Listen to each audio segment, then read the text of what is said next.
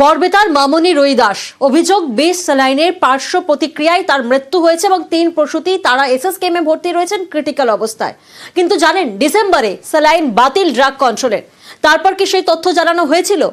বিষ স্যালাইনের তথ্য গোপন, স্যালাইন বাতিলের তথ্য জানানোই হয়নি। ডিসেম্বরে স্যালাইন বাতিল ড্রাগ কন্ট্রোলের প্রায় 1 মাস বাদে নির্দেশিকা, স্বাস্থ্য দফতরের নির্দেশিকাও পাঠানো হয়নি সব জায়গায়। মোবাইল মেসেজে স্যালাইন বাতিলের তথ্য দেখুন একবার মেসেজটা, যে মেসেজ এই মুহূর্তে আপনারা দেখছেন মোবাইলে আসে। স্যালাইন বাতিলের তথ্য মোবাইলে আসে, তবে নির্দেশিকা কিন্তু পাঠানো হয়নি সব জায়গায়। ডিসেম্বরে স্যালাইন বাতিল ড্রাগ কন্ট্রোলের, আর ঠিক তার 1 মাস বাদে নির্দেশিকা স্বাস্থ্য দফতরে। এত বড় একটা নির্দেশিকা, কিন্তু তার কোনো লিখিত স্টেটমেন্ট কেন নেই? কেন সেই নির্দেশিকা হোয়াটসঅ্যাপে আসবে? কেন সেই নির্দেশিকা মেসেজে আসবে? আপনাদেরকে মনে করাবো, যে স্যালাইনের পার্শ্ব প্রতিক্রিয়ার অভিযোগ সামনে আসে, যার জেরে মামনি রুইদাসের মৃত্যু, সেই স্যালাইন বাতিলের তথ্য জানানোই হয়নি। ডিসেম্বরে স্যালাইন বাতিল ড্রাগ কন্ট্রোলের, আর 1 মাস বাদে নির্দেশিকা স্বাস্থ্য দপ্তরে। কিন্তু দেখুন একবার মেসেজে কেন আসবে? এখানেই তো প্রশ্ন। এত বড় একটা নিষেধাজ্ঞা, এত বড় একটা নির্দেশিকা, তার কোনো লিখিত, তার কোনো রিটার্ন স্টেটমেন্ট কেন পাঠানো হয়নি স্বাস্থ্য দপ্তরের তরফ থেকে? কেন মোবাইলে মেসেজ আসবে স্যালাইন বাতিলের সেই তথ্য? এখানেই প্রশ্ন। স্যালাইন সংস্থার সঙ্গে আঁতাত কোনো স্বাস্থ্য আধিকারিকের, সেখানেই তো প্রশ্ন উঠছে। কারণ এত বড় একটা নির্দেশিকা কেন তার কোনো রিটার্ন স্টেটমেন্ট নেই? কেন পাঠানো হয়েছে শুধুমাত্র মোবাইলে মেসেজ, হোয়াটসঅ্যাপে মেসেজ? ভাবুন একবার, স্বাস্থ্য দপ্তরের যেখানে 1 মাস বাদে এই নির্দেশিকা, ডিসেম্বরে তো স্যালাইন বাতিল করছে ড্রাগ কন্ট্রোল, আর ঠিক তার 1 মাস বাদে নির্দেশিকা স্বাস্থ্য দপ্তরের, তাও আবার সব জায়গায় সেই নির্দেশিকা যায়নি। মোবাইলের মেসেজে স্যালাইন বাতিলের তথ্য আসে, যার তথ্য রিটার্ন স্টেটমেন্টে আসা উচিত ছিল, সেই তথ্য যায় মোবাইলের মেসেজে, তাও আবার সব জায়গায় পৌঁছয়নি। আর তারপর আমরা দেখেছি যে পশ্চিম মেদিনীপুরের গড়বেতা, সেখানের বাসিন্দা মামনি রুইদাস, যাকে গত 8ই জানুয়ারি মেদিনীপুর মেডিকেলে ভর্তি করা হয়, পরের দিন ছেলে হয় তার, আর 10 তারিখ মারা যান মামনি। আর তারপরে অভিযোগ ওঠে বিষ স্যালাইনের পার্শ্ব প্রতিক্রিয়াতে এই মৃত্যু, এবং তারই অভিযোগ সামনে আসে। সরকারি হাসপাতালে মৃত্যু, বিষ স্যালাইনের পার্শ্ব প্রতিক্রিয়ায় মৃত্যুর অভিযোগ। একজনের মৃত্যু, কিন্তু বাকিদের অবস্থা, তারা কেমন আছেন? এসএসকেএমে ভর্তি রয়েছেন বাকি 3 সদ্যমা।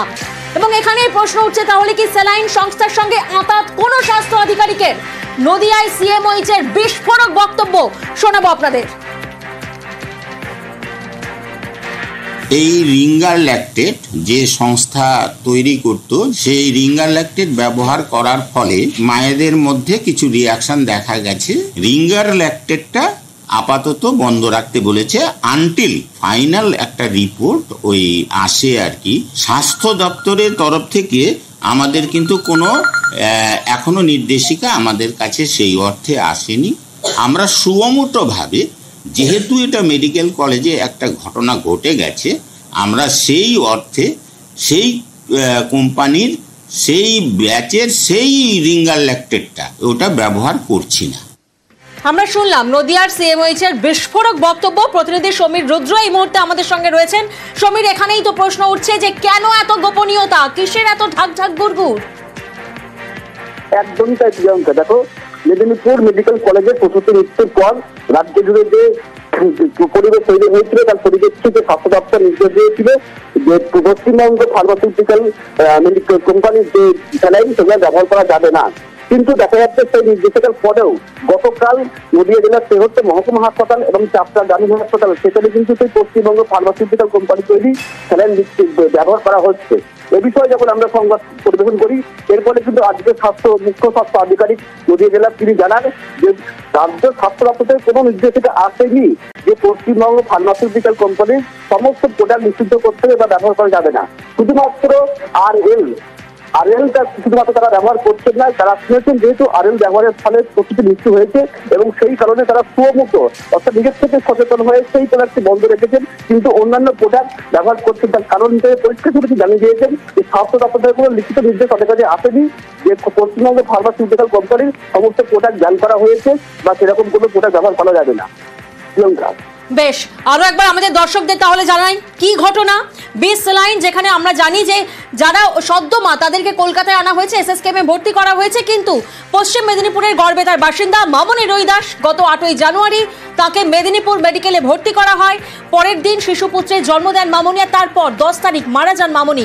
সরকারি হাসপাতালে মৃত্যু, আর তারপর অভিযোগ ওঠে 20 স্যালাইনের পার্শ্ব প্রতিক্রিয়াতে এই মৃত্যু। সরকারি হাসপাতালে মৃত্যু, 20 স্যালাইনের পার্শ্ব প্রতিক্রিয়াতে বাকি 3 প্রসূতি তারাও কিন্তু ক্রিটিক্যাল অবস্থায় চলে যান। তাদেরকে অত্যাধুনিক অ্যাম্বুলেন্সে মেদিনীপুর থেকে কলকাতায় স্থানান্তর করা হয়, গ্রিন করিডোর করা হয়, এসএসকেএমে 5 সদস্যের মেডিকেল বোর্ড গঠন করা হয়। কিন্তু এত কিছুর পর যে তথ্য সামনে আসে, ডিসেম্বরে স্যালাইন বাতিল ড্রাগ কন্ট্রোলের, কিন্তু ঠিক তার 1 মাস বাদে নির্দেশিকার স্বাস্থ্য দপ্তরের।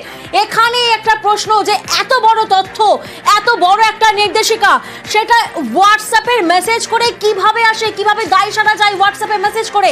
যে ছবি এই মুহূর্তে আপনারা দেখছেন, দেখুন হোয়াটসঅ্যাপে মেসেজের মাধ্যমে এই তথ্য দেওয়া হয়। অর্থাৎ নির্দেশিকার কোনো রিটেন স্টেটমেন্ট নেই, কোথাও কোনো দপ্তরে লিখিতভাবে পাঠানো হয়নি, শুধুমাত্র হোয়াটসঅ্যাপে মেসেজ করা হয়েছে।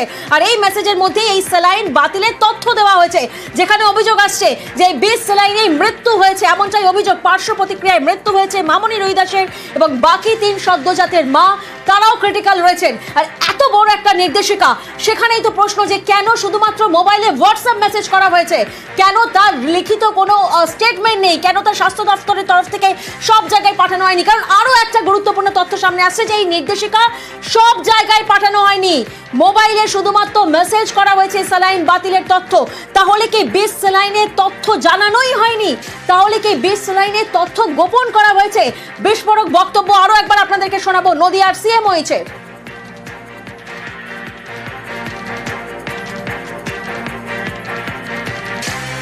এই রিঙ্গার ল্যাকটেট যে সংস্থা তৈরি করত, সেই রিঙ্গার ল্যাকটেট ব্যবহার করার ফলে মায়েদের মধ্যে কিছু রিয়াকশন দেখা গেছে। রিঙ্গার ল্যাকটেটটা আপাতত বন্ধ রাখতে বলেছে আনটিল ফাইনাল একটা রিপোর্ট ওই আসে আর কি। স্বাস্থ্য দপ্তরের তরফ থেকে আমাদের কিন্তু কোনো এখনো নির্দেশিকা আমাদের কাছে সেই অর্থে আসেনি। আমরা সুমোটোভাবে, যেহেতু এটা মেডিকেল কলেজে একটা ঘটনা ঘটে গেছে, আমরা সেই অর্থে সেই কোম্পানির সেই ব্যাচের সেই রিঙ্গার ল্যাকটেটটা ওটা ব্যবহার করছি না।